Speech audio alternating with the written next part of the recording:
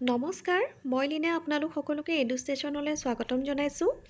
আজি আমি এই ভিডিঅ'টোত আলোচনা কৰিম ইণ্ডাক্টিভ মেথড অফ টিচিং। অৰ্থাৎ টিচিং মেথডৰ আমি গোটেই ছিৰিজটো টিচিং মেথডসমূহ আলোচনা কৰি আছোঁ আৰু আজি ইণ্ডাক্টিভ মেথডৰ বিষয়ে ডিটেইলছত জানিবলৈ চেষ্টা কৰিম। ইণ্ডাক্টিভ মেথডটোক অসমীয়াত আৰোহী পদ্ধতি বুলি জনা যায়। প্ৰথমতে চাওঁ আহক ইণ্ডাক্টিভ মেথড মানেনো কি? মেইনলি ইণ্ডাক্টিভ মেথড মানে হৈছে এটা ষ্টুডেণ্ট চেণ্ট্ৰিক এপ্ৰ'চ। ষ্টুডেণ্ট চেণ্ট্ৰিক বুলি ক'লে আমি বুজিব পাৰোঁ যে যোনবিলাক পদ্ধতিত ছাত্ৰ ছাত্ৰীসকলক মুখ্য স্থানত ৰাখি প্ৰয়োগ কৰা হয় সেইবিলাককে ষ্টুডেণ্ট চেণ্ট্ৰিক বুলি কোৱা হয়। আৰু এই পদ্ধতিটোত ছাত্ৰ ছাত্ৰীসকল বেছিকৈ এক্টিভলি এংগেজ হৈ থাকে গোটেই লাৰ্ণিং প্ৰচেছটোত। আৰু এই প্ৰচেছটোত ছাত্ৰ ছাত্ৰীসকলক এজন শিক্ষকে কিছুমান এনেকুৱা এটা এনভাইৰনমেণ্ট ক্ৰিয়েট কৰি দিয়ে আৰু তেওঁলোকক কিছুমান চেলেঞ্জেছ প্ৰদান কৰা হয় আৰু সেই চেলেঞ্জসমূহৰ চলিউশ্যন ছাত্ৰ ছাত্ৰীসকলে নিজেই উলিয়াব লাগে। আৰু যোনবিলাক প্ৰব্লেম তেওঁলোকক চেলেঞ্জেছ প্ৰদান কৰা হয় সেইবিলাকৰ চলিউশ্যন উলিয়াবৰ কাৰণে যিখিনি সুবিধাৰ প্ৰয়োজন হয়, যিখিনি মেথডছৰ প্ৰয়োজন হয়, সেই গোটেইখিনি এজন শিক্ষকে ছাত্ৰ ছাত্ৰীসকলক প্ৰভাইড কৰে। তেওঁলোকৰ আগত কিছুমান কংক্ৰিট এক্সাম্পলছ প্ৰদান কৰা হয় আৰু লগতে যিখিনি সা সুবিধাৰ প্ৰয়োজন হয় গোটেইখিনি এজন শিক্ষকে তেওঁলোকক প্ৰদান কৰে। আৰু ইয়াৰ দ্বাৰা কি হয়, এই ইণ্ডাক্টিভ মেথডৰ এটা পজিটিভ ছাইড হৈছে যে ইয়াতে লাৰ্ণাৰসকলে যিহেতু সকলোখিনি কাম নিজেই চলিউশ্যনটো নিজেই উলিয়াই, তেওঁলোকৰ যোনখিনি থিংকিং কেপাচিটি হওক, তেওঁলোকৰ কেপেবিলিটি হওক বা তেওঁলোকৰ নলেজটো গ্ৰ' কৰিবলৈ সুবিধা পায়। মেইনলি এই প্ৰচেছটো ইণ্ডাক্টিভ মেথডটো কি ক্ষেত্ৰত প্ৰয়োজন হয়? ছায়েন্স, মেথমেটিক্স আৰু গ্ৰামাৰৰ ক্ষেত্ৰত বেছি উপযোগী। The inductive method can follow either of two approaches. এই ইণ্ডাক্টিভ মেথডটো আকৌ দুই ধৰণেৰে প্ৰয়োগ কৰিব পাৰি। ফাৰ্ষ্টৰটো হৈছে এক্সপেৰিমেণ্টেল, য'ত এক্সপেৰিমেণ্ট কৰি ছাত্ৰ ছাত্ৰীসকলে চলিউশ্যনবিলাক উলিয়াব পাৰে। আৰু ছেকেণ্ডটো হৈছে ষ্টেটিষ্টিকেল, অৰ্থাৎ wish is based on numbers. যোনবিলাক মেথমেটিক্সৰ ক্ষেত্ৰত প্ৰয়োজন হয়, সূত্ৰ ব্যৱহাৰ কৰা হয়, সেই তেনেধৰণেও এই পদ্ধতিটো প্ৰয়োগ কৰিব পাৰি। এই ইণ্ডাক্টিভ মেথডটোক আমি এটা ইউনিক টিচিং মেথড বুলি ক'ব পাৰোঁ। বিকজ ইয়াতে কি হয় যে ষ্ট্ৰিক্ট লেচন প্লান বা প্ৰায়ৰ নলেজ বা গাইডলাইনছৰ প্ৰয়োজন নহয়। মানে যেনেকৈ ধৰক যিকোনো এটা আগতে সাংঘাতিক এটা প্লেনিং কৰি এই পদ্ধতিটো প্ৰয়োগ কৰা নহয়, যাতে সূত্ৰসমূহ ছাত্ৰ ছাত্ৰীসকলক দেখুওৱা যায় আৰু সেই সূত্ৰমতেই বা সেই প্ৰচেছমতেই তেওঁলোকে চলিউশ্যনটো বিচাৰি উলিয়ায়। ছ' এই পদ্ধতিটোক এটা ইউনিক পদ্ধতি বুলি ক'ব পৰা যায়। এইখিনিতে এটা ইম্পৰ্টেণ্ট ইনফৰ্মেশ্যন দিব বিচাৰিছোঁ। আহিবলগীয়া আছাম টেটৰ হাইস্কুল টেট আৰু HS টেটৰ পেপাৰ 1 আৰু লগতে আছাম ডাইৰেক্ট ৰিক্ৰুইটমেণ্টৰ বাবে আমি আমাৰ ৱেবছাইট আৰু এপ্লিকেশ্যনত বিভিন্ন কোৰ্চ উপলব্ধ কৰাইছোঁ। দুইটা কোৰ্চৰে ইনিচিয়েল প্ৰাইচ বেলেগ বেলেগকৈ 2499, যদিও বৰ্তমান দুইটা কোৰ্চতে 50% অফাৰ চলি আছে, অৰ্থাৎ এটা কোৰ্চ আপোনাৰ 1249 ৰুপিজত উপলব্ধ। লগতে এতিয়া আৰ্লি বাৰ্ড অফাৰ চলি আছে ফাৰ্ষ্ট 100 ষ্টুডেণ্টৰ বাবে। তাৰ বাবে যদি আপোনালোকে স্ক্ৰীণত দেখা পোৱা মোৰ কুপন কোড LEENA20 অৰ্থাৎ লীনা 20 ব্যৱহাৰ কৰে, তেন্তে পুনৰ এটা 20% ডিছকাউণ্ট পাব। তেতিয়া প্ৰতিটো কোৰ্চৰে প্ৰাইচ হ'ব 999 ৰুপিজ। অৰ্থাৎ আপুনি যদি যিকোনো এটা কোৰ্চ এনৰল কৰিব বিচাৰে তেন্তে এনৰলমেণ্ট ফিজ 999 হ'ব, আৰু যদি দুয়োটা কোৰ্চ একেলগে এনৰল কৰিবলৈ বিচাৰে তেতিয়া ইয়াৰ প্ৰাইচ হ'ব 1998 ৰুপিজ।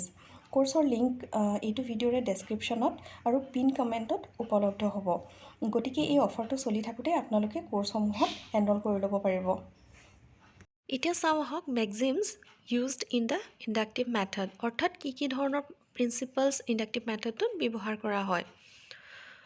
ফাৰ্ষ্টৰটো হৈছে ফ্ৰম পাৰ্টিকুলাৰ টু জেনেৰেল, অৰ্থাৎ যেতিয়া আমি মেক্সিমছ অফ টিচিঙৰ বিষয়ে পঢ়িছিলোঁ, আপোনালোকে যদি ভিডিঅ'টো চাইছে, আগৰ ভিডিঅ'ত আমি মেক্সিমছ অফ টিচিঙৰ বিষয়ে আলোচনা কৰিছোঁ, তাতো এই পইণ্টছ কিছুমান মেনশ্যন কৰা আছে।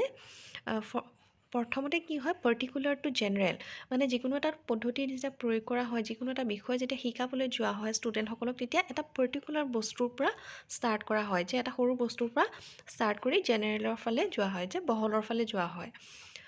নেক্সটটো হৈছে কংক্ৰিট টু এবষ্ট্ৰেক্ট, অৰ্থাৎ যোনবিলাক কংক্ৰিট হৈছে যোনবিলাক বস্তু আমি দেখিব বা চুব পাৰোঁ, চাব পাৰোঁ, বুজিব পাৰোঁ, সেইবিলাক কংক্ৰিট এক্সাম্পলছ আৰু এবষ্ট্ৰেক্টবিলাক হৈছে যোনবিলাক আমি ফিলহে অকল কৰিব পাৰোঁ বা চুই চাব নোৱাৰোঁ বা দেখা নাপাওঁ তেনেকৈ ধৰণৰবিলাক সদায় এই ইণ্ডাক্টিভ মেথডটোতো যোনবিলাক এক্সাম্পলছ ব্যৱহাৰ কৰা হয় সেইবিলাকো সদায় কংক্ৰিটৰ পৰা এবষ্ট্ৰেক্টৰ ফালে হ'ব লাগে মানে প্ৰথমতে যোনবিলাক বস্তু ষ্টুডেণ্টসকলে চুব পাৰে চাব পাৰে সেইবিলাকৰ পৰা আৰম্ভ কৰিহে তাৰপিছতহে যোনবিলাক এবষ্ট্ৰেক্ট থিংকিং সেইবিলাকৰ ফালে আগবাঢ়িব লাগে নেক্সটটো হৈছে এক্সাম্পলছ টু ৰুলছ সদায় মানে কি হয় লাৰ্ণাৰসকলে কেতিয়া বুজিবলৈ সুবিধা পায় যেতিয়া তেওঁলোকৰ আগত বিভিন্ন ধৰণৰ এক্সাম্পলছ দাঙি ধৰা যায় ৰুলছ যদি আমি প্ৰথমতে শিকাবলৈ যাওঁ সকলো ক্ষেত্ৰত সকলো বয়সৰে ছাত্ৰ ছাত্ৰীসকলে বুজি নাপাবও পাৰে তেনে ক্ষেত্ৰত কি হয় এক্সাম্পলছ আগতে যদি আমি আগবঢ়াওঁ তেতিয়া তেওঁলোকে বিষয়বস্তুটো অকণমান আইডিয়া এটা কৰিব পাৰে বুজিব পাৰে লাহে লাহে আমি ৰুলছৰ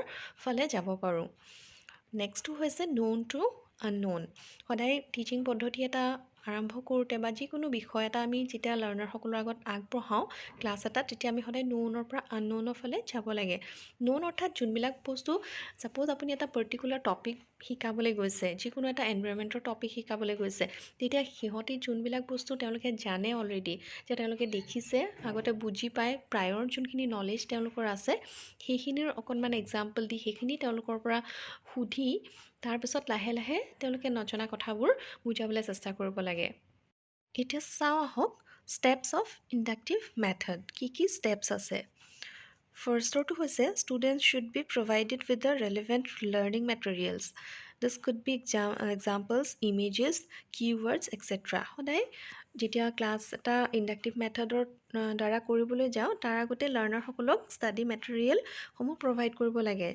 যেনে যিকোনো এখন ইমেজ হ'ব পাৰে যিকোনো ৱৰ্ড কিৱৰ্ড হ'ব পাৰে তেনেধৰণৰ কিছুমান মেটেৰিয়েল প্ৰভাইড কৰিব লাগে নেক্সটটো হৈছে the students then should be instructed to find something familiar in the material provided আৰু যোনখিনি মেটেৰিয়েল এজন শিক্ষকে প্ৰভাইড কৰিব সেই মেটেৰিয়েলসমূহৰ পৰা যোনটো তেওঁলোকে ফেমিলিয়াৰ যোনটো তেওঁলোকৰ চিনাকি তেনেকুৱা এটা বিচাৰি উলিয়াবলৈ তেওঁলোকক দিব লাগে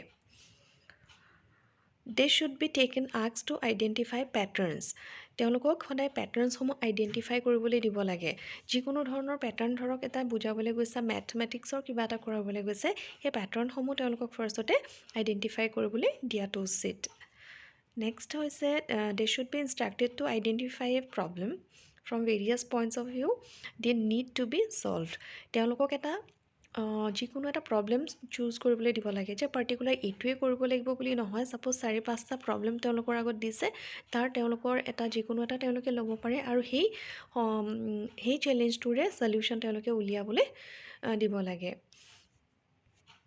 they should generate a range of possible solutions to a problem and then choose the best one আৰু সলিউশ্যনসমূহ যেতিয়া ওলায় তেওঁলোকক 3-4টা ধৰণৰ সলিউশ্যন ওলাবলৈ দিব লাগে আৰু তাৰ যোনটো বেষ্ট হয় বা যোনটো একদম প্ৰপাৰ হোৱা যেন লাগে সেইটোকহে চিলেক্ট কৰিব লাগে finally the students must organise step to complete a task and develop their conclusion to formulate the hypothesis অৰ্থাৎ ষ্টুডেণ্টসকলে যেতিয়া ষ্টেপছবিলাক কৰি যাব এটাৰ পিছত এটা সেইবিলাক অৰ্গেনাইজ ৱেত হ'ব লাগে মানে কণ্টিনিউৱাছলি হ'ব লাগে আৰু যোনবিলাক তেওঁলোকে কনক্লুজন বিচাৰিব সেই কনক্লুজনছবিলাক তেওঁলোকে কি হাইপথেচিছ ইউজ কৰিছে বা কি ফৰ্মুলা ইউজ কৰিছে সেই গোটেইখিনি ইনক্লুড থাকিব লাগে এতিয়া চাওঁ আহক মেৰিটছ অফ ইণ্ডাক্টিভ মেথডৰ কি গুণ আছে ফাৰ্ষ্টতে হৈছে the inductive method is a scientific method and helps to develop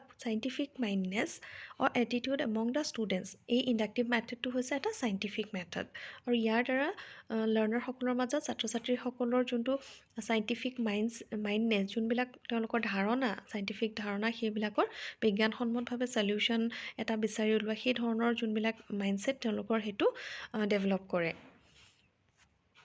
knowledge here is self acquired and is soon transformed into wisdom সদায় ইয়াতে কি হয় এই পদ্ধতিটোত লাৰ্ণাৰসকলে যিহেতু গোটেইখিনি সমস্যা সমাধান নিজে কৰিব লাগে বা নিজকে এক্টিভলি পাৰ্টিচিপেট কৰিব লাগে তেওঁলোকৰ যোনটো নলেজ আৰু সেই যোনটো ছেল্ফ একুৱেৰ্ড যোনটো নিজৰ যোনটো ছেল্ফ তেওঁলোকৰ নলেজ সেইটো গ্ৰ' হয় আৰু সেইটো ট্ৰান্সফৰ্ম হয় উইজডমৰ ফালে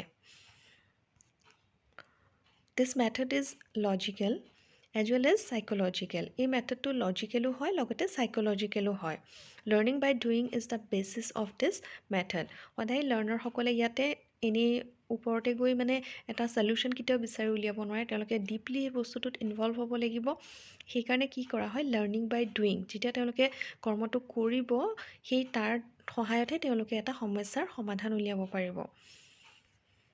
it develops critical thinking and habit of keen observation.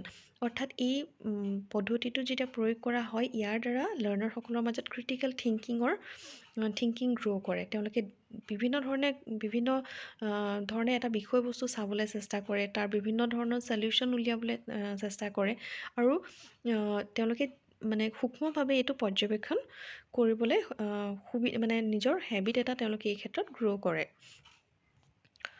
In this method, group work is often encouraged and the students are expected to present their work and findings which increases students' participation.